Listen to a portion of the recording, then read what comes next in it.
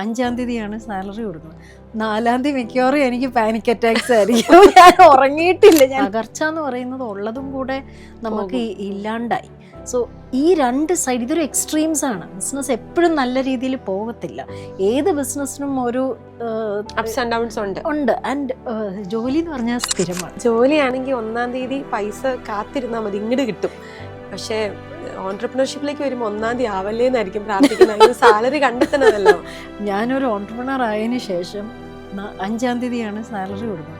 4-ാം തീയതി മിക്കവാറും എനിക്ക് പാനിക് അറ്റാക്സ് ആയിരിക്കും. ഞാൻ ഉറങ്ങിയിട്ടില്ല. ഞാൻ രാവിലെ വരെ ഇങ്ങനെ ഓരോ കാൽക്കുലേറ്റ്, ബിക്കോസ് ആ സാലറി പോയി കഴിഞ്ഞിട്ട് റെസ്റ്റ് ഓഫ് ദ മന്ത് നമ്മൾ മാനേജ് ചെയ്യണമല്ലോ. ഒരു പേഷ്യൻ്റ് ഇൻകം കുറഞ്ഞാൽ നമ്മൾ എന്ത് ചെയ്യും? ഇതുപോലെ ഇൻകം വന്നുകൊണ്ടിരിക്കും. ഒന്നിനും ഒരു സ്ഥിരതയില്ലല്ലോ, ഒരു ഗ്യാരണ്ടി ഇല്ല when it comes to entrepreneurship. Employee ആകുമ്പോൾ നമുക്ക് പേഷ്യൻ്റ് ഉണ്ടെങ്കിലും പേഷ്യൻ്റ് ഇല്ലെങ്കിലും നമുക്ക് നമ്മുടെ ശമ്പളം അത് ഫിക്സ്ഡ് ആണ്.